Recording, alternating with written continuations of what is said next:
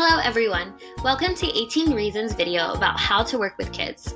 Today we will go over key tips about how to work with kids in Cooking Matters classes. So let's get started.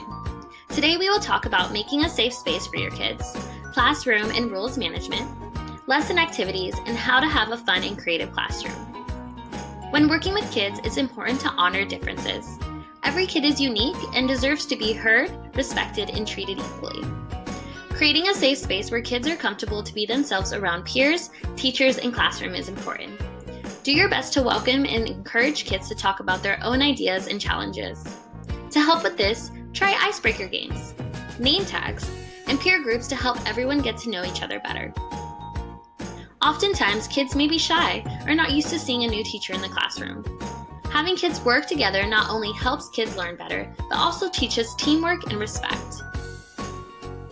Creating a fun learning space also includes kids learning to respect you as a teacher.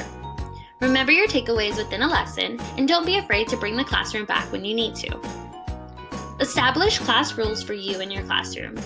Ask students what they feel they should have in the class that demonstrates respect and learning. You can start by creating a list and reminding kids of the importance of respecting the teacher and peers. Some rules we encourage are 1 mic, don't yuck my yum, and listening words and symbols. 1 mic means that there is one person talking at a time. If there is more than one person speaking, you can announce 1 mic to the room to refocus the classroom. Don't yuck my yum means that if one person does not like the food in class, it is not okay for the person to talk badly about it.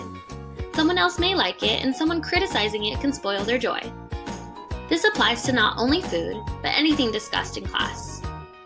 If someone does criticize something in the classroom, you remind them by saying, "Don't yuck my yum." Don't forget you are here to help guide them and make sure you're having a great time. But don't be afraid to be the authority figure in the room. Find tools to incorporate behavioral management when working with kids, such as raising hands, listening words, and symbols. Listening words and signals mean that when you give a verbal or visual signal, kids will respond by quieting down. Some examples of a verbal signal are 1, 2, 3, eyes on me, in which kids respond 1, 2, eyes on you. If you can hear me, clap once, in which kids respond by clapping once. And lastly, waterfall, in which kids respond shh. Some examples of visual signals are holding up 3 fingers, counting down from 10 with your fingers, and flashing lights on and off. Listening words and symbols can help create an easier and fun place for all to be heard.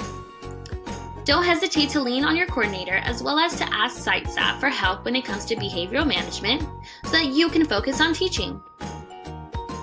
A great teacher is open to modeling what good behavior looks like in your lesson. This may include setting up the standards of the classroom as well as being mindful and understanding of all kids. Not every child is open to trying new things. However, encourage kids to try and discuss within the classroom with their peers. One way to help kids open up and get the most out of class is to plan activities that match kids' abilities and interests. Younger kids may benefit from doing activities verbally instead of reading and writing. You can engage younger kids as a group and write their verbal responses on the board instead. Older kids may move through activities at a faster pace, so you can increase the difficulty by going more in depth in nutrition topics or prepare a more complex recipe during cooking.